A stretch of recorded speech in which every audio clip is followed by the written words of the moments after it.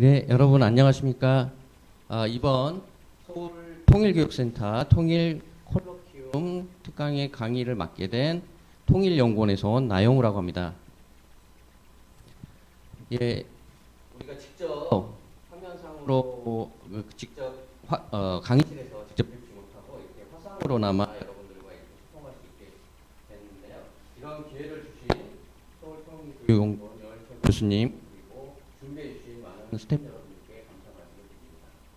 제가 오늘 특강 주제로 준비했던 내용은요, DMZ와 관련된 내용입니다. 여러분들 올해는 사실 이제 코로나 상황이 너무 지연이 되고 또 심화되면서 이 남북 관계나 기타 다른 문제들보다는 전부 다 코로나라는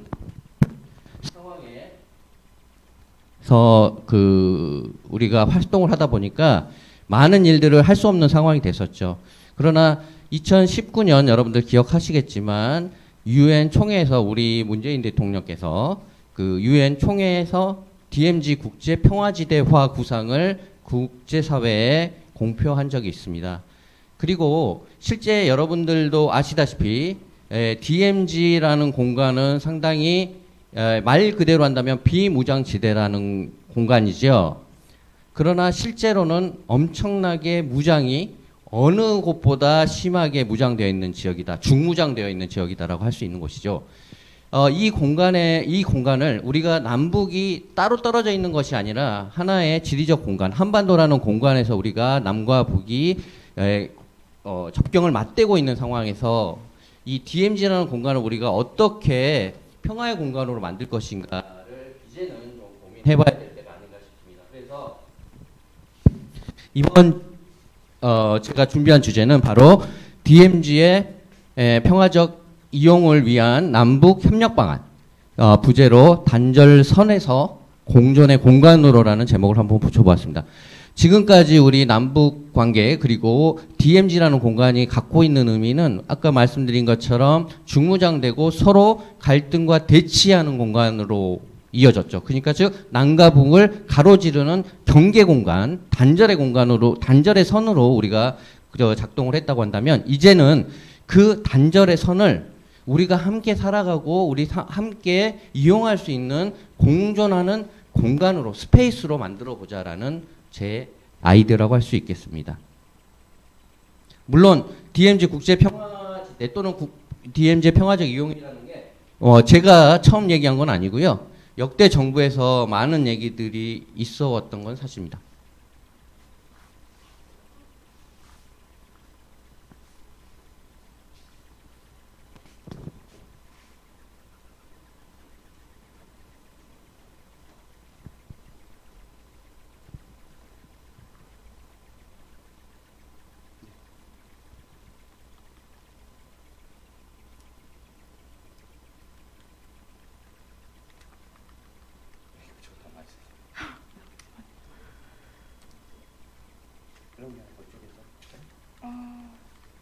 이게 아까 작동이 됐는데 이거 잠시 녹화를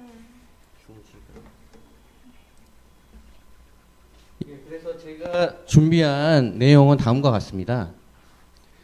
먼저 DMZ가 과연 어떠한 우리 위상을 가지고 있는지에 대해서 먼저 살펴보고요. 두 번째로는 우리가 접경 지역이라고 하는 것, 물론 DMZ라고 하는 건 남북을 가로지르는 경계선입니다. 근데 그 경계선만 중요한 것이 아니라 사실은 우리가 그 경계선이 있음으로 인해서 남북 2km의 DMZ라는 공간이 구성이 되는데 그 이후에 이 접경과 가까운 지역들, 뭐 여러분 잘 아시다시피 접경 지자체라고 불리는 양구, 인제 이런 공간, 이런 곳들이 바로 접경 지역에 해당하는데요. 이 접경 지역에 대한 특별한 관리를 국가가 하고 있습니다. 그래서 접경 지역이 과연 어떤 의미를 갖고 있고 실제로 남북 관계, 남북 속에서의 접경 지역과 같던 어떤 공간들인지 한번 여러분들과 함께 해보고요. 말씀드렸던 것처럼 DMZ 국제 평화지대화 구상과 관련해서 우리가 생각해 봐야 될 것들이 있습니다. 대통령께서는 DMZ 국제 평화지대화에 대해서 강력하게 얘기했지만 사실은 우리 정부의 의지만으로 그게 가능할 것이냐, 또는 북한이 호응한다고 해서 그럼 그게 확실하게 갈 수 있느냐? 사실은 그렇지 않은 문제들이 좀 있습니다. 그래서 국제지대화를 추진하기 위해서는 선결되는 우리 조건들이 또는 환경들이 과제들이 좀 남아있다. 그리고 그렇다면 그런 선결 과제를 해결하면서 우리가 어떻게 DMZ를 평화적으로 활용할 수 있느냐. 좀 구체적인 아이템을 한번 좀 생각해 보고요. 마지막으로 DMZ의 접경지역 협력 방안에 대해서 조금 더 구체적으로 살펴보면서 강의를 좀 진행해 보도록 하겠습니다. 하나씩 살펴보겠습니다. 자, 먼저 서로 그 DMZ의 위상에 대해서 먼저 말씀드리겠는데요. 여러분들 기억하시겠지만 2019년 2월 15일입니다. 이때만 해도 사실은 남북관계가 2018년에 세 번의 우리 문재인 대통령과 김정은 당시는 이제 국무위원장이었죠. 둘이 세 차례나 만나면서 한반도에 봄이 열렸다. 봄이 시작되었다라고 할 정도로 상당히 남북관계가 개선이 되었죠. 그리고 2019년에 북미 2차 하노이 회담을 앞두고 엄청나게 많은 기대, 북미 간의 협상이 진전이 될 것이다. 어떤 결론이 나올 것이다. 라고 했는데 사실은 그렇지 못했죠. 그 직후에 사실은 우리 대통령께서는 2월 25일 날 신한반도 체제의 구상이라는 또 구상을 공표하게 됩니다.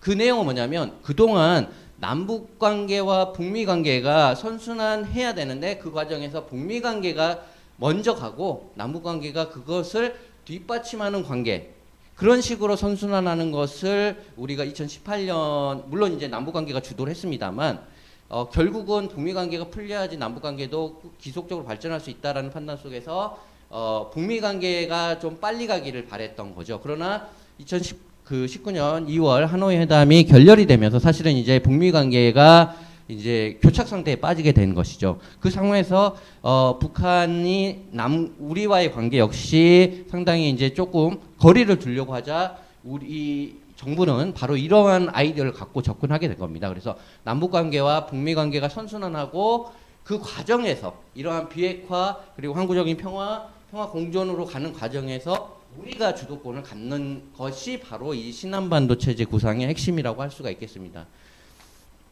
그거를 좀 그림으로 하면 뭐 정부가 공식적으로 이런 문건을 만들어낸 건 아닙니다만 저희 연구원에 계시는 조한 박사님께서 이 신한반도 체제가 갖고 있는 의미가 이렇게 좀 볼 수 있지 않을까라는 점을 제시를 해서 제가 한번 인용을 해봤습니다. 그래서 결국 신한반도 체제라고 하는 것은 크게 두 가지의 축, 평화협력 공동체, 경제협력 공동체라고 하는 이 두 축을 통해서 우리 한국이 주도하는 남북관계, 한국이 주도하는 동북아 질서, 한국이 주도하는 동아체 질서 이렇게 확장되는 개념이다라고 이해를 해주시면 될 것 같습니다. 이 과정에서 이것이 되려면 이런 신한반도 체제를 우리 구상을 실현하기 위해서는 뭐가 돼야 되느냐? 바로 그 신한반도 체제 이전에 나왔던 구상이죠. 한반도 신경제 구상. 이러한 청사진의 핵심에 뭐가 있느냐? 결국은 남북 교류 협력을 통한 지속 가능한 남북 관계의 제도화라는 것이죠. 그동안 남북 관계는 여러 차례 또 이 정부에 따라서 남북 간의 물론 갈등도 있었던 시기가 더 많습니다만 남북 간의 뭐 교류가 인적 교류, 물적 교류 많았던 그런 시기도 있었던 거 여러분들 기억하실 겁니다. 그러나 문제는 그것이 항상 그 정부 때 내지는 비슷한 성격의 정부일 때까지만 유지가 되고 다른 성격의 정부가 들어왔을 때 또 완전히 그런 관계가 단절되는 그런 모습들을 우리가 확인할 수가 있었죠. 그래서 중요한 건 이 제도화라는 것이죠. 그런데 이번 2018년부터 있었던 남북관계 속에서 우리가 의미를 굳이 발견해 본다면 중요한 의미를 발견해 본다면 바로 이겁니다. 여러분 기억하시지만 9.19 평양 공동선언이 있었죠. 양 정상 간에 그 부속 합의서로 군사 분야 합의서가 체결이 됐습니다. 이 군사 분야 합의 합의서가 갖고 있는 의미가 뭐냐? 남북 교류 협력을 추진하기 위해서 반드시 필요한, 왜냐하면 아시다시피 뭐 남이든 북이든 물자나 사람이 이동하기 위해서는 어떻게 해야 됩니까? 경계를 넘어가야 되죠. DMZ를 넘어가야 됩니다. 그런데 실질적으로 이 지역은 어떤 지역이다? 군사 지역이잖아요. 상당히 많은 이 군사적 장비도 있고 군인들도 있고 지뢰도 깔려 있고요. 그래서 이 군사적 조치가 보장 조치가 있지 않으면 사실은 우리가 좀 어렵다는 것이죠. 그래서 이 9.19 합의서가 의미 있었고, 그리고 실제로 기억하듯이 2019년 2월 하노이 회담 직전까지는 남북이 같이 공동유해 발굴가고요, 전술도로를 연결하기도 하고요, 이런 것도 기억하시죠. 그게 바로 다 군사분야 합의서의 합의 내용을 따랐던 것입니다. 근데 그 다음 순위가 뭐였냐면, 제가 이따가 말씀드리겠지만 남북 군사 공동위원회를 만들어서 조금 더 제도화된 형태로 이 군사적 신뢰 조치를 만들어 나가는 작업들이 필요했는데, 2월달 하노이 2019년 2월달 하노이 회담이 결렬이 되면서 결국은 그 조금 더 진전된 작업까지는 가지 못했고, 그 상태가 지금까지 오고 있다라는 점. 한반도 신경제 구상에서의 핵심은 3대 벨트와 하나의 시장이라는 것입니다. 즉 3대 벨트라고 하는 것은 결국 동해 벨트, 서해 벨트, 그리고 바로 접경지역 평화벨트라고 하는 세 개의 H자를 그리는, 우리 한반도를 생각해 보시면 서해축, 그리고 동해축, 그리고 중간을 연결하는 평화벨트라고 하는 H자의 벨트가 되겠습니다.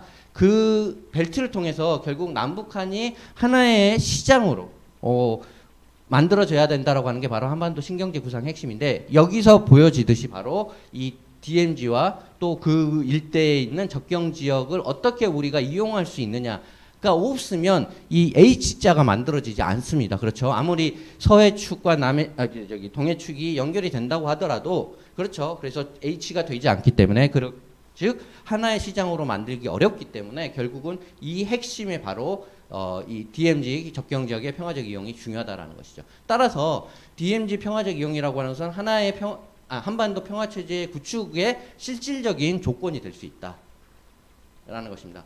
그러한 점에 주목해서 바로 6월 오슬로 포럼에서, 즉 국민을 위한 평화라고 하는 기조연설에서 접경위원회, 이 접경위원회는 동서독이 통일하기 전에요, 기본협정을 체결하고 접경위원회라는 걸 만들게 됩니다.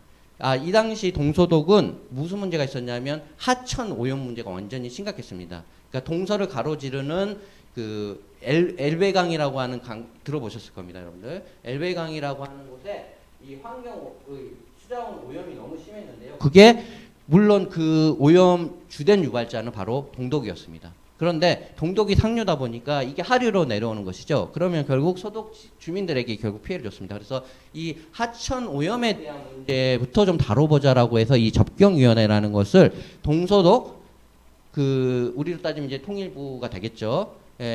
이러한 부처와, 중요한 건 뭐냐면 이따가 또 말씀드리겠지만 서독의 지방 정부들, 주 정부들이 직접적으로 개입을 해서 그 접경위원회를 성공적으로 운영을 했습니다. 그래서 이 접경위원회가 결국 동서독 신뢰회복, 그리고 신뢰관계 구축, 그리고 동서독 관계회복에 굉장히 중요한 역할을 했었습니다. 그래서 우리 정부도 바로 접경위원회를 제안했던 것이고요. 뒤이은 9월에 바로 아까 제가 말씀드린 것처럼 DMZ 국제평화지대화 구상을 제안을 하게 된 겁니다. 그렇다면 접경지역은 무엇이냐? 바로 일반적인 정의는 이렇습니다. 국가가 영토적 경계가 되는 경계선을 맞대고 있는 지역을 지칭한다. 주권국가, 우리 국가죠. 우리 국가를 포함하는 모든 국가들이죠. 이 주권을 갖고 있는 국가의 관할권이 배타적으로 미치는 범위, 즉 우리 땅이기 때문에 우리 영토 내에서 미국의 법이 통용되지 않잖아요. 물론 특수한 공간들은 있습니다만 일반적으로 그렇죠. 우리가 미국에 가서 어떤 범죄를 저지르면 한국 법으로 적용받지 않잖아. 즉 우리의 법이 적용되지 않는, 즉 관할 배타권을 가지고 있는 것이죠. 그래서 이러한 배타적 권한이 미치는 경관으로 영토나 영해를 가로지는 경계선을 의미한다라고 볼 수가 있겠습니다. 그런데 이러한 접경지역이라는 것은 지역에 따라서 또는 국가 간의 관계에 따라서 굉장히 다양한 형태를 갖고 있습니다. 여러분들 쉽게 생각하시면 바로 이 단절된 접경지역 보시면은 이 A라는 국가와 B라는 국가 사이에 그냥 선만 있죠. 아무런 상호 접경이 없습니다. 이게 바로 우리라고 볼 수가 있겠죠. 남북 접경이 이러한 모습을 띠고 있다. 자, 공존하는 접경은 뭐냐면 이러한 기본적으로는 경계심이 많으나 일부에 있어서는 상호작용이 약간 정도 인적 교류라든가 있다라는 것이죠. 그러나 기본적으로는 역시 단절의 성격이 좀 강한 그런 지역이라고 볼 수가 있겠습니다. 이게 이제 조금 이론적으로 봤을 때 이렇게 우리가 구분한 것이 실질적으로 꼭 이런 형태를 직접적으로 가지고 있는 지역이라고 보기는 좀 어렵고요. 이것이 조금 더 이런 사람들의 상호작용이, 그래서 인적작용이나 물적 이동이 상당히 조금 더 자유로운 공간은 바로 상호우전적, 즉 A라는 국가의 일부 그 접경적 주민들이 생활권이 비국가라는 곳에서도 이루어지는 것이죠. 요런 지역이 바로 이제 상호우전적 접경이라고 할 수가 있고요. 통합이라고 하는 것은 사실 국가가 나눠지지만 오히려 주변부가 이 자식의 국가보다는 오히려 이쪽 지역과의 관계가 더 밀접해져 버리는 관계이죠. 자, 이 대표적인 곳이 어딜까요? 통합된 접경지역. 그러니까 통합된 접경지역이라고도 부르기는 좀 어렵지만, 왜냐하면 이미 다 통합이 돼버렸으니까. 자, 유럽연합을 생각하시면 됩니다. 유럽연합 여러분들 여권 가지고 가면 국가를 이동할 때 매 국가마다 가서 도장 찍는 거 아니죠. 그리고 뭐 프랑스에 가서 우리가 예전 같으면, 여러분들은 세대가 어떤지 잘 모르시겠지만 프랑이라고 하는 프랑스 화폐가 있었고요. 뭐 영국은 있죠. 아직도 파운드를 사용하고. 그다음 독일은 마르크라고 하는 화폐를 사용했습니다. 그러면 우리가 독일에서 프랑스를 가면 마르크화로 환전했던 걸 다시 프랑으로 바꿔서 사용을 해야겠죠. 근데 지금 그런가요? 유로라는 화폐 단위가 통일되어 있죠. 그래서 자, 바로 그런 것이 바로 통합이라고 볼 수가 있겠습니다. 그래서 이 지역들 간의 경계선이 어떤 이 주민들이 어떻게, 꼭 주민은 아니지만 이 둘의 관계가 어떻게 되느냐에 따라서 사실은 우리가 상당히 공존하거나 또는 상호우전하거나 아니면 더 깊이 통합을 하는 방식으로 진행이 될 수 있다는 점이죠. 그래서 결국 우리가 북한과 끊임없이 군사적인 경쟁을 하고 대치를 하고 서로 없애버려야 할 존재라고 인식하지 않고 우리가 공존하고 평화롭게 지내고 더 나아가서는 우리가 통일해야 되는 대상으로 본다면 어때야 될까요? 여전히 이렇게 경계선만 높게 우리가 유지하고 있어야 될까요? 바로 이런 점에서 우리가 접경 지역에서의 협력이 우리에게 어떤 의미를 주는지 또 어떤 가능성을 주는지를 생각해 보자라는 의미입니다. 실제 남북 접경은 다 여러분 똑같다고 생각하지만 사실은 세 가지 공간으로 나뉩니다. 우리가 주로 얘기하는 게 오늘 주제인 DMZ입니다. 그러면 이 동해부터 서해까지 이르는, 그럼 여기 보면 여러분들 여기 노란색으로 보이시죠? 이게 뭐냐면 한강입니다. 한강으로 끊겨 있죠. 육지는 끊겨 있습니다. 물론 여기 섬들이 있지만요. 그래서 이 한강 하구 지역 들어보셨습니다. 한강 하구는 중립수역입니다. 그러니까 어느에게도 속하지 않는 중립구역입니다. 그래서 원래 이 정전협정에 따르면 이 구역이라는 건 민간인들이 자유롭게 항행할 수 있는 권리를 갖고 있습니다. 그러나 실제로는 어떻죠? 실제로는 여기 역시 우리가 쉽게 자유롭게 항행할 수 없는 공간입니다. 그러니까 여기 같은 경우는 사실은 유엔사도 관할권이 아닌 거죠. 그리고 바다의 경계선이죠. 물론 이 NLL에 대한 문제는 좀 논란의 여지는 있습니다만 어쨌든 남북 간의 육상 경계, 해상 경계, 그리고 중립 수역이라고 하는 세 가지의 공간으로 접경 지역이 구성되어 있다라는 것을 여러분들도 아셨으면 좋겠습니다. 그래서 우리가 이 판문점 선언 끝나고 9.19 끝나고 나서 우리가 한강 수역에 대해서 남북한이 공동 수로 조사했다라는 거 이 지도도 같이 만들어서 전달하고 했던 거 여러분들 기억하실 겁니다. 여러분 인터넷 찾아보시면 한강하고 해도라고 치면은 여러분들도 확인하실 수가 있어요. 그러면 이제 DMZ로 집중을 해볼까요? DMZ는 아까 말씀드린 것처럼 최초의 정전협정이 체결되고 나서 휴전협정이 체결된 시점의 경계선에 말뚝을 박았습니다. 그래서 말뚝을 박고 거기 2km, 북측 2km, 남측 2km에서 총 4km라고 하는 공간적 범위를 DMZ, Demilitarized Zone이라고 하는 공간을 만들었습니다. 이걸 만든 이유는 왜냐하면 자꾸 이게 붙어 있으면 어때요? 조그만 사소한 돌발 상황에서도 물리적인 충돌이 발생하면 다시 또 전쟁으로 발생할 수 있기 때문에 이 2km를 양측에 설치함으로써 이 공간에서는 어떠한 사람도 무장할 수 없도록 만들었어요. 정전협정에 따르면. 그러나 실제로는 그렇지 않았죠. 그리고 실제로 이 2km를 점점 북상합니다. 처음에는 이거를 말뚝으로 박았잖아요. 나무. 그 이제 이게 그러다 보니까 어때요? 쉽게 사람들이 넘어올 수 있잖아요. 무장도 없는 공간이고. 그러니까 여기에 이제 벽을 세우게 된 거죠. 또는 철조망을 세우게 된 거죠. 그래서 거기를 중심으로 해서 철책선을 만들고 거기에서 이제 우리 군인들이 이제 근무를 하게 되는 것이었습니다. 그래서 이게 바로 이제 DMZ라는 것을 말하면 정확하게는 이 지역만을 말합니다. 그런데 이 지역을 지키기 위해서는 또는 북한의 공격을 막기 위해서는 어때요? 이 지역이 뭐가 돼야 돼요? 군사지역이 돼야 되죠. 민간인보다는 군인들이 이 군사작전을 필 수 있게끔 만들어야 되죠. 그러다 보니까 민통선 무슨 약자일까요? 민간인 통제선이죠. 민간인이 들어오려면 그 지역의 지방자치단체 혹은 군부대장의 이 허가를 받아야지 들어올 수 있는 거죠. 그러니까 심지어 자기 땅이 있는 사람도 자기 땅을 소유하고 있는 사람도 그 길을 갈 때 허락을 받고 들어가야 되는 상황이죠. 바로 그게 민통선입니다. 그게 한 10km 정도로 지정이 되어 있고요. 그리고 그걸 포함해서 25km까지 민통선 이남 25km까지를 우리가 접경 지역이라고 부른다라고 우리 접경지역 특별지원법에서 그렇게 정의를 하고 있습니다. 따로 법이 있어요. 그렇게 정의를 하고 있어서 이렇게 우리가 접경지역이다라고 보면 되겠죠. 그림 보시면 알겠지만 조금 이 동쪽 지역은 상당히 접경지역의 범위가 상당히 좀 넓은 편이고 서쪽 지역은 상대적으로 공간번적 범위가 좀 좁죠. 이거 바로 이제 서울이고 강원도라는 약간 이제 서울이 갖고 있는 위상 그리고 서울과 이 DMZ까지의 거리가 짧다라는 걸 잘 보여주는 것이라고 볼 수가 있겠습니다. 조금 빠르게 말씀드리겠습니다. 자, DMZ의 이러한 DMZ라는 공간은 말씀드린 것처럼 비무장돼야 되는 지역임에도 불구하고 여러 가지 남북 간의 그동안 남북 관계에서 드러나는 여러 가지 이유들 때문에 사실상 엄청나게 그리고 가장 넓게 아까 말씀드린 거 155마일입니다. 전체가 마일로 따지면 280km 정도 되는 건데요. 그 지역이 전체가 무장되어 있는 지역이라고 보면 됩니다. 남과 북 모두. 그렇기 때문에 그렇게 넓은 공간에서 많은 사람들이 경계하고 있는 곳은 세계 어디에 없다. 남북만이 유일하다. 뭐 좋은 의미는 아니죠.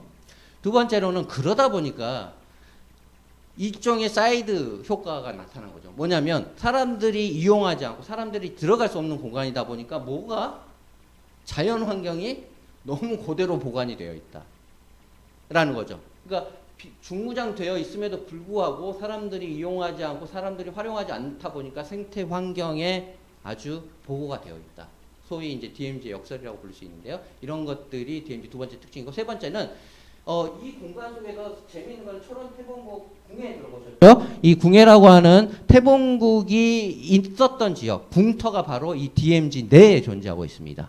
철원에.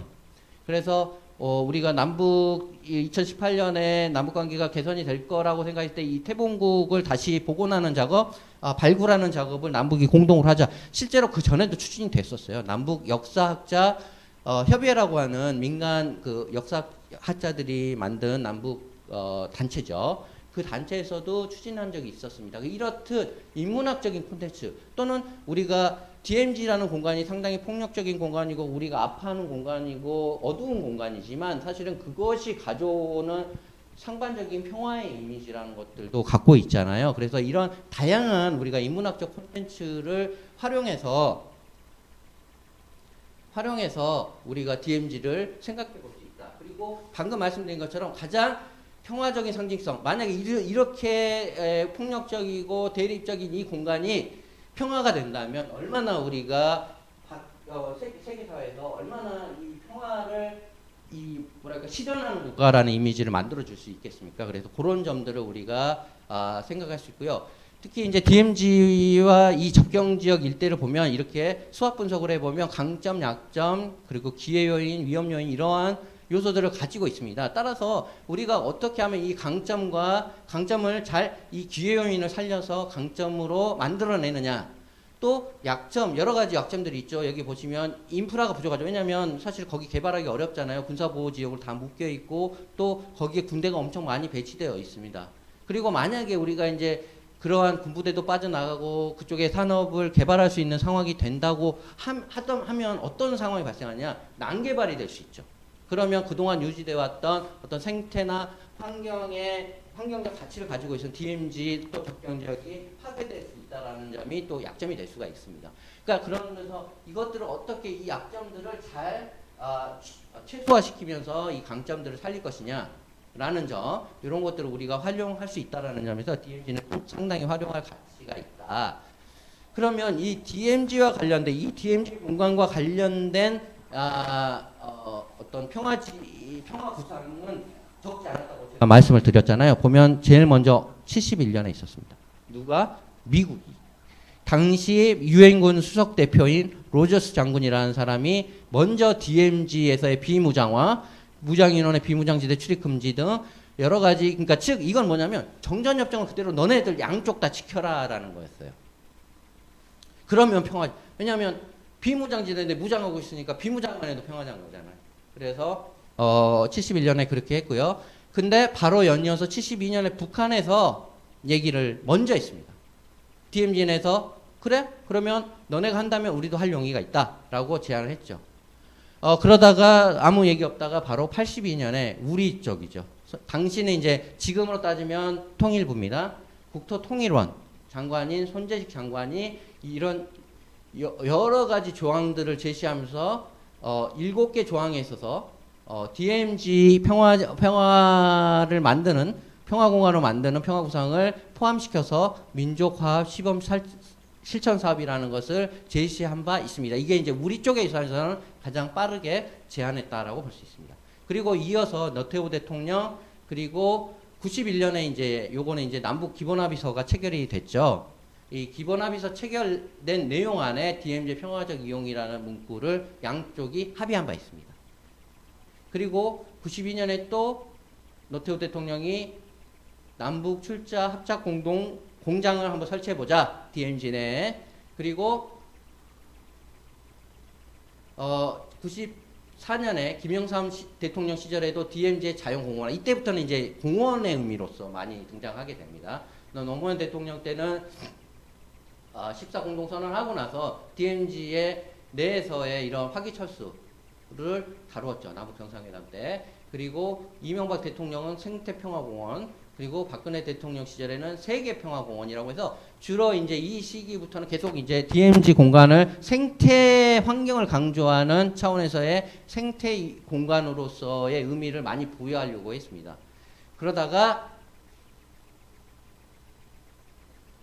2017년부터 이 DMZ라는 공간을 경제, 상생, 남북한의 상호이익의 확대라는 측면으로 좀 접근하기 시작했다라고 볼 수가 있겠죠. 아까 제가 시작하면서 말씀드렸던 적경적 평화벨트 포함해서 또 그 군사 분야 합의서, 이게 이제 공식적 명칭이죠. 그리고 6월에 접경위원회, 9월에 DMZ 국제평화지대를 제안을 문재인 대통령 시절에 하게 됩니다. 이 추진하려고 했으나 당연히 이제 코로나라는 돌발 변수가 있었고요. 북한의 북미 간의 관계가 진전이 되지 않으면서 진행은 되게 어려웠다는 것입니다. 간단하게 살펴보겠습니다. 국제평화지대화가 뭐냐? 여기서 말씀드린 것처럼 9월 24일 날 2019년이죠. 유엔 기조연설에서 DMZ 국제평화지대화를 제안하게 됩니다. 이때 구체적인 조치들이 뭐였냐면 남북 간의 공동 유네스코 세계유산 등재 추진하겠다. 예를 들면 여러분들 들어보셨지만 씨름을 남북 간의 양측이 공동으로 유네스코 문화유산으로 등재를 했습니다. 근데 이것을 DMZ를 공동 유네스코 세계유산으로 등재를 남북이 같이 해보자라고 하는 것을 하나 제안했고, 두 번째로는 판문점과 개성에 우리가 예전에 개성공단을 유지했죠. 그 판문점과 개성을 연결해서 평화협력지구, 이게 단순히 이 경제뿐만 아니라 좀 더 포괄적인 협력을 할 수 있는 지대로 좀 더 확대해보자라고 하는 것이 바로 DMZ를 포함해서 그 내용인 거고, 중요한 핵심 아이템이고, 세 번째로는 DMZ 내에 유엔과 관련된 기구 또는 유엔 관련 국제 기구들을 유치하는 거죠. DMZ 공간. 근데 사실은 이게 이제 잘 생각해 보면 아까 말씀드린 것처럼 DMZ만을 말한다면 4km라고 있고 남북이 양쪽으로 좀 밀고 내리고 해서 공간이 그렇게 넓은 공간은 아니에요. 그러니까 바로 북한인 경우도 있거든요. 자, 그런 공간에 어떻게 사실 그 국제기구를 센터가 그렇게 만들겠습니까? 그러니까 이건 약간 상징적인 거고 DMZ를 포함한 접경지역까지도 의미한다라고 보여요. 네 번째, 이거 굉장히 중요해요. 지뢰제거. 원래는 지뢰를 매설할 때 다 어디에 어떤 지뢰를 매설했다라는 지도를 만들어야 돼. 지뢰 지도를. 근데 그 당시 알잖아요. 남북 간의 전쟁이 심했을 때 그냥 지뢰를 비행기에서 뿌렸죠. 그래서 기가 어디에 묻혀 있는지도 모르고 실제로 그 당시에 지도에 체크를 했다고 해도 지금은 시간이 너무 많이 흘러서 아시잖아요. 산사태, 홍수를 통해서 밀려요.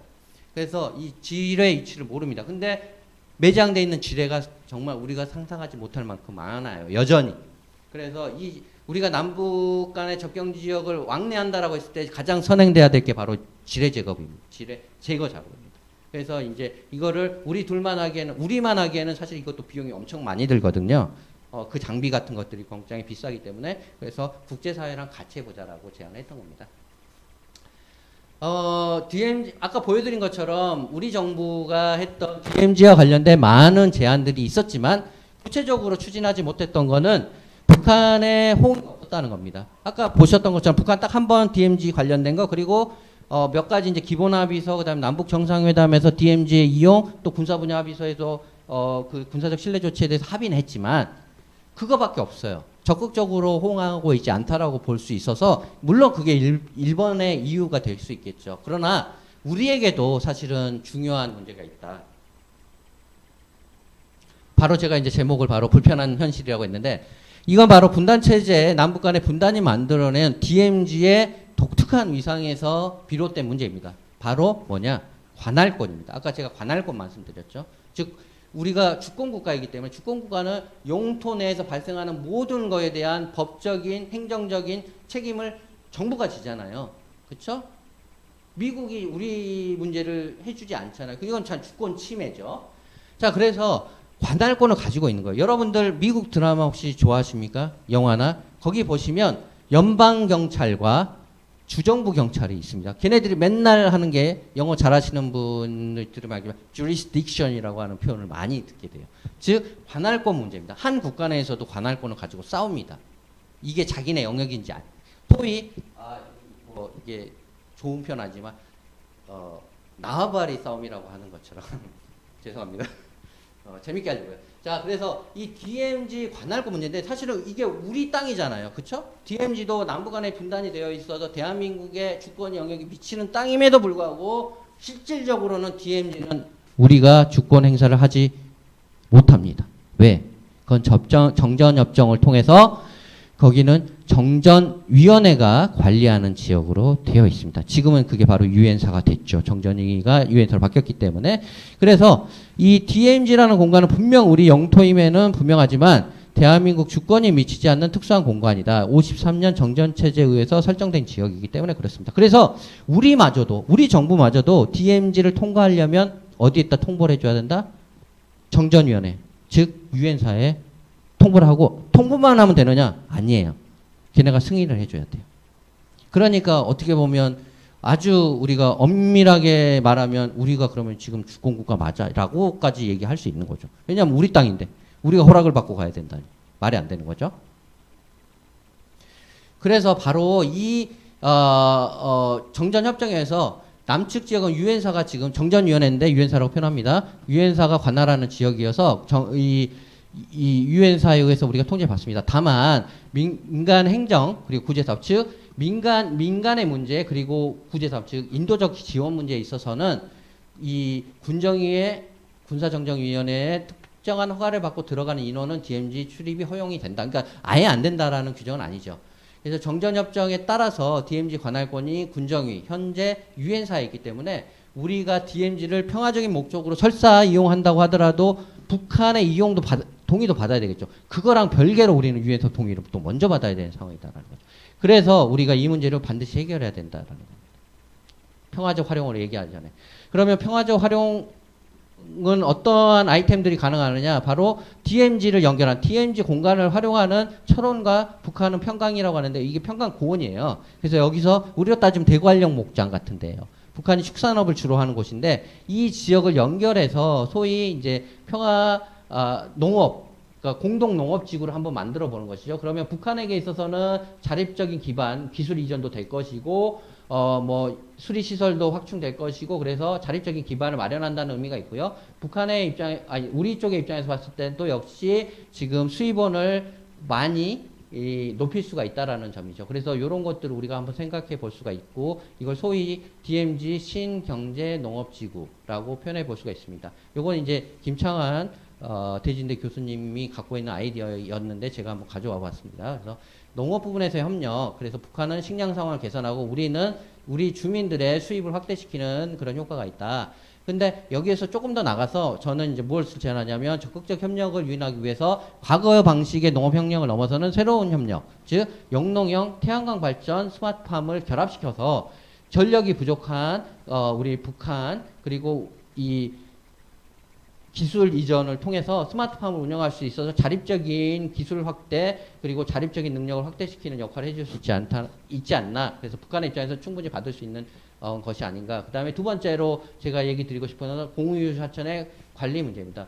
자, 남북간을 가로지르는 동서독 간에 엘베강이 있었다고 한다면 우리에는 두 개의 강이 있죠. 북한강과 임진강이 있습니다.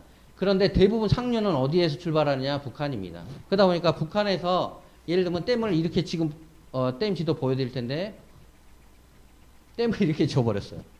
그러면 어때요? 여기서 딱딱 막아버리면 어때요? 물론 비가 내릴 때는 이게 어차피 다 공간으로 내려오니까 상관없는데 비가 그치면 어때요? 막아버리면 어때요? 유량이 확 줄어버리겠죠. 우리 여기 지역이 어떤 지역이요? 농업지역이죠. 근데 북한은 나름대로 이유가 있어요. 자, 특히 임남댐이 아주, 여러분들 예전에, 여러분들은 기억 못 하시구나. 제가 어렸을 때는 이 평화의 댐을, 이게 북한이 수공을 한다는 표현을 썼어요. 이 큰 댐을 만들어서 여기서 댐을 확 한꺼번에 엄청난 물을 한꺼번에 내리면 어때요? 홍수가 나죠. 그런 의도로 이걸 만들었다라고 이제 그런 얘기도 막 돌았어요. 그래서 우리는 그걸 막을 수 있는 평화의 댐을 만들자고 해서 국민들이 성금을 내서 평화의 댐이 만들어진 거거든요. 근데 사실은 북한이 임남댐을 만든 이유는 딱 하나는 아니지만 어쨌든 가장 중요한 이유는 바로 전력 생산이었습니다. 수력 발전. 왜냐하면 여기가 굉장히 낙차가 커요. 수력 발전하기 위해서는 그 위에서 떨어지는 힘이죠. 터빈을 돌릴 수 있는 물이. 그래서 이 수차가 높은 지역이 상당히 좋은 수력 발전의 지역인데 바로 이 지역이 그렇습니다. 그래서 임남댐을 만들었고요. 그래서 대체로 북한은 이 4.15 댐이니 뭐 이런 댐들이 대체로 환강댐도 마찬가지고 어떤 이유로 만들었냐? 전력 생산하기 위해서, 수력 발전을 하기 위해서. 왜냐하면 우리처럼 석탄이나 석유를 사와서, 천연가스 사와서 화력 발전할 수 있는 게 안 되잖아요. 그러다 보니까 이 북한은 화력 발전 대신에 이 수력 발전이나 또는 태양광 발전 이런 것들을 주로 주 에너지 원으로 사용합니다. 그래서 이렇게 된 거죠. 어쨌든 그들이 그런 이유로 썼지만 우리에겐 직접적인 피해를 줍니다. 그리고 홍수가 났을 때 이 사람들이 얘기를 해주고 물을 내리면 되는데 우리는 여기서 별 문제 없이 여기서 쉽게 말하면 여기서 캠핑을 하고 있다가 여기서 물 해서 실제로 우리 주민들이 사망하기도 했었습니다. 그래서 이런 문제들이 자꾸 발생하기 때문에 사실은 우리가 이 공유하천 관리에 대한 문제를 해야 되고, 실제로 남북 간의 이 임진강 일대의 이 수계 관리에 대해서 남북 간이 몇 차례에 걸쳐서 협의를 하기도 하고요. 실제로 그런 지네가 물을 흘려보낼 때 통보해 준 적도 있습니다.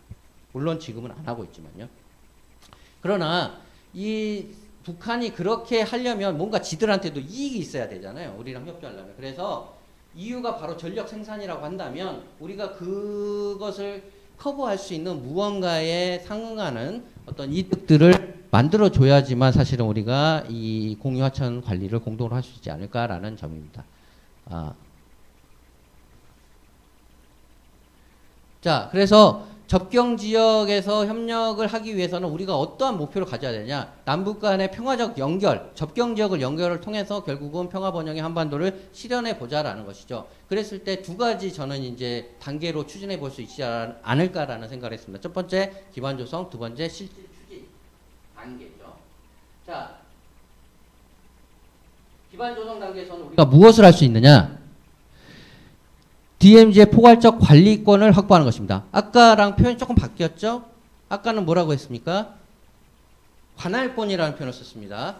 jurisdiction이라고 하는 표현인데 관리권이 뭐냐면 이거는 그러니까 유엔사 또는 정전위원회가 우리 쪽과 어떻게 보면 우리 쪽의 편에 비해서 DJ 정부 시절에 우리가 개성공단이 열렸고 금강산 관광을 했죠. 그러면 이제 도로로 사실은 연결이 돼 있었잖아요. 그럼 도로로 연결이 돼 있는데 그거를 매번 유엔사에 통보하고 지나다니면 어때요? 지네도 피곤하죠. 그래서 뭘 하느냐? 그 공간에 대해서 그 공간은 남북한이 공동으로 관리하는 구역입니다. 그러니까 유엔사가 직접적으로 매번 승인해주지 않아도 된다. 너네가 관리권을 가지고 있다. 어드미니스트레이션을 갖고 있다. 행정권을 가지고 있다라고 표현을 하게 됩니다. 그게 이제 우리에게는 중요한 힌트가 됩니다. 그래서 이 관리권, 그러니까 아직은 왜냐하면 이제 관할권을 달라고 하면 미국의 입장에서 볼 때는 이게 한미동맹 깨자는 의미야라고 이해할 수 있기 때문에 물론 우리가 꾸준히 관할권에 대한 요구는 해 나가야 되겠지만 그럼에도 불구하고 일단 실질적으로 할 수 있는 걸 해보자는 것이죠. 그래서 이렇게 과거처럼 특정 지역만 하는 것이 아니라 DMZ 전반에 걸쳐서 관리권을 확보를 하면 실질적으로 우리가 관할권을 가져오는 효과를 가지고 있고 미국의 입장에서 봤을 때도 지네가 관할권은 여전히 법적으로는 관할권을 가지고 있기 때문에 우리가 관할권 준 건 아니야라고 하죠. 쉽게 말하면 양쪽이 다 윈윈할 수 있는 게임이 아닌가라는 생각입니다. 물론 제 생각입니다. 미국이 그렇게 생각하리라는 보장은 없습니다. 다만 미국의 입장에서도 상당히 태면은 살리면서 할 수 있다는 것이죠. 그래서 먼저 DMZ의 포괄적인 관리권을 우리 정부가 확보하는 것이 1차적이고 두 번째로는 군사 합의서에 따라서 반드시 우리가 좀 더 진전된 그리고 좀 더 실질적인 군사적 신뢰 구축을 이루기 위해서는 남북 간의 군사공동위원회를 구성해야 됩니다. 이거는 사실은 9.19 군사 합의서에서 처음 나온 얘기는 아니고요. 기본 합의서부터 있던 얘기예요. 91년부터. 그러니까 이제는 좀 하자라는 것이고요. 세 번째로는 적어도 접경 지역을 관리할 수 있는 남북 간에 공동으로 관리할 수 있는 제도를 우리가 한번 좀 만들어 볼 필요를 이 기반 조성 단계에 세보자라는 것이죠.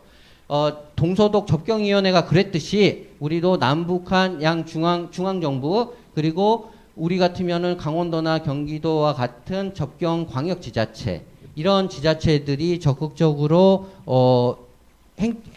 주체로서 참여하는 그런 위원회가 좀 필요하고요. 이 접경관리위원회는 단순히 어떤 특정한 문제가 아니라 다양한 문제가 걸쳐 있습니다. 생태환경 보호해야 되는 문제, 역사문화를 또 관리해야 되는 문제, 그리고 산업발전, 또 인프라 구축하는 문제, 그 다음 통행의 문제, 다양한 그러한 문제들이 있어서 이 접경지역 공동관리위원회를 이렇게 만들어 보는 거 어떨까 저는 이제 제안을 하고 있는데요. 그래서 공동위원장으로는 장관, 뭐 북한으로 따지면 우리랑 등치한 통일전선부장, 요렇게가 공동위원장을 하고, 공동의 사무처, 일종의 우리가, 물론 이제 지금 폭파해서 없지만, 개성 공동연락사무소와 같은데, 이 공동관리위원회를 설치해서 거기서 사무처를, 상시적인 사무처를 좀 운영했으면 좋겠다라는 생각이고요. 그래서 아까 말씀드린 것처럼 하천을 공동으로 관리해야 될 필요가 있기 때문에 하천, 그리고 생태환경, 이제 우리 DMZ 공간의 생태환경을 보존해야 되는 측면, 그리고 역사문화, 그리고 재해재난. 요즘 우리가 사실은 뭐 남북 간의 교류가 전혀 안 되는 게 바로 여기에 포함되지 않았지만 코로나 상황이었죠. 그 직전에는 아프리카 돼지열병이 있었고요. 그래서 재해재난에 대해서 우리가 관리하는 그런 위원회도 있어야 되고 남북 간의 철도나 도로를 연결하는 그러한 인프라 통행 관련된 그런 위원회들로 한번 구성해 보면 우리가 실질적으로 운영할 수 있지 않을까, 그 협력을 좀 가속화시킬 수 있지 않을까 이렇게 생각을 해봤습니다. 그러면 조금 더 이러한 실질적 기반 조성이 되었을 때 그 다음으로 할 거는 우리가 이제 그럼 실질적으로 보다 본격적으로 DMZ를 평화지도로 만들어야겠죠. 그래서 이때는 이제 관할권을 이제 이양을 받아야 되는 겁니다. 그래서 이 당시에는 이 시점 되면은 아마 이제 북미 관계도 많이 개선이 될 것이고 할 것이기 때문에 잠정적인 형태로라도 국제협약을 체결해서, 왜냐하면 정전협정은 국제협정이 됩니다. 국제조약이 돼서 우리가 그 문제를 다시 해소하려면 결국은 또 국제조약의 형태로 가야 된다라는 것이죠. 그래서 잠정적이라고 하더라도 DMZ 관할권 이양을 받기 위한 국제협약을 체결해야 되고, 두 번째는 우리가 접경위원회를 통해서 상호간의 신뢰를 구축하고 했다라고 한다면 접경 지역 내에 우리 대통령이 DMZ의 유엔기구를 유치하자라고 했던 것을 우리가 좀 벤치마킹해서 접경 지역의 평화도시를 건설해보자. 이건 상당히 과감한 제 표현인데요. 그러니까 평화도시에는 모든 법 제도라는 것이 남북한 통합을 고려해서 만든 법 제도를 거기에 적용해 보는 겁니다. 그래서 시스템을 모두 그리고 그 공간은 스마트 시티로 만든 것이죠. 조금 더 구체적인 연구가 필요합니다만 상당히 과감하게 제가 한번 던져보고요. 세 번째로는 한강하구의 공동 이용. 아까 말씀드린 것처럼 사실 이거를 무슨 실질적인 추진 단계까지 가서 해야 되느냐. 기반 조성에서도 시작은 해야 되지만 실질적인 협력 단계에 가야지만이 사실은 어느 정도의 군사적 신뢰 조치가 보장이 될 것이고 하기 때문에 한강하구의 남북 공동 이용이라고 하는 것들을 우리가 해볼 수 있지 않을까 싶습니다. 그럼 이제 마무리하겠습니다. 이러한 우리가 단계를 통해서 DMZ 평화지대를 만들어보는 과정에서 우리가 조금 생각해 봐야 될 것들이 있습니다. 첫 번째로는 여러분들도 모르겠습니다. 제가 오늘 DMZ 평화지대에 대한 강의를 진행하고 있습니다만 북한에 대한 시각은 좀 사람들마다 상이할 수 있죠. 그러니까 나는 그래도 북한은 적대, 아주 무서운 애들이야. 이렇게 생각하시는 분들도 있고 아니면 그럼에도 불구하고 어차피 우리가 한반도라는 공간에 있으면서 굳이 꼭 통일까지 안 간다고 하더라도 평화적으로 공존하는 것까지 가야 되지 않겠냐. 왜냐하면 그들과 우리 사이에 어떤 갈등이 발생하면 그게 우리 삶에 직접적으로 영향을 주죠. 그러니까 북한이 요새는 좀 달라졌습니다만 예전에는 북한이 미사일 한번 쏴버리면 주가가 그냥 확 떨어졌어요. 지금은 이제 그런 것이 조금 만성화돼서 별로 큰 영향을 받지 않는 것 같은데 어쨌든 중요한 거는 어떠한 경우도 없고 DMZ뿐이 아니라 남북관계 대북 정책이 모든 거 그런 것 같습니다. 대북 정책에 있어서 국민들이 얼마나 그 정부 정책에 대해서 공감하고 지지하느냐가 중요하다. 그래야지 사실은 어떻게 보면 지속적인 정책 추진이 가능한데 우리가 남북관계를 여러분들 잘 역사 시간 또는 지켜보면서 고민했던 게 왜 이렇게 정부가 바뀌면 대북 정책이 극과 극으로 바뀌느냐. 정신을 못 차리겠다. 이렇게 사실 그렇죠. 그러니까 그게 왜냐하면 아무래도 이 큰 비전이 우리가 공유하고 있지 않다라는 것이죠. 국민적 공감대를. 그래서 저는 1차적으로는 바로 그런 국민적 공감대를 확보하는 것이 중요하다. 두 번째로는 그럼 DMZ 구체적으로 보면 DMZ 지역 내에 그냥 아까 저도 사실은 농업지구를 만들어 보자라고 얘기했지만 사실은 그냥 농업지구는 저는 반대이거든요. 뭐냐면 아까 말한 것처럼 스마트팜 기술이 적용된 이런 것들. 즉 어떤 새로운 기술, 뉴 테크놀로지가 들어가 있는 그런 신성장 산업들을 중심으로 해야지만이 접경 지역이 발전할 수 있다. 안 그러면 사실은 남북 관계가 잘 되잖아요. 우리가 DMZ 내에 뭘 만드는 게 필요할 거 아니에요. 평양에 가서 또는 함흥에 가서 우리가 직접 사업하면 되잖아요. 굳이 왜 거기서 중간에 할 필요 없죠. 통과 지역이 될 수 있습니다. 사실은 DMZ 접경 지역에 사는 주민들이 제일 무서워하는 게 오히려 그겁니다. 그냥 통과 지역이면 전혀 발전되지 않거든요. 자, 그래서 DMZ 접경 지역 내에서 신성장 산업 중심으로 발전을 꾀야 된다. 지금처럼 뭐 1차 산업 중심으로 가서는 안 된다. 세 번째로는 오늘 제가 말씀드리진 않았습니다만 각 지자체면 지자체, 중앙정부면 중앙정부 모두가 DMZ 접경지대와 관련된 마스터 플랜을 갖고 있어요. 환경부면 환경부, 통일부면 통일부, 국토부면 국토부, 심지어 경기도면 경기도, 강원도면 강원도. 다 다른. 그래서 이거를 마스터 플랜, 총괄해서 마스터 플랜을 만들 수 있는 총괄 타워가 필요하다. 그게 바로 접경위원회가 되는 것이죠, 사실은. 왜냐하면 안 그러니까 자꾸 중복이 되고, 야, 이거는 우리 건데. 예를 들면 DMZ 내에서 활동하면은 아무래도 환경 문제가 작용을 하죠. 그러면 예를 들면 통일부가 뭔가를 한다 하면 환경부가, 야, 그 환경 이렇게 되는 겁니다. 근데 둘이 협조를 안 해요. 이게 일반적입니다. 예를 든 겁니다.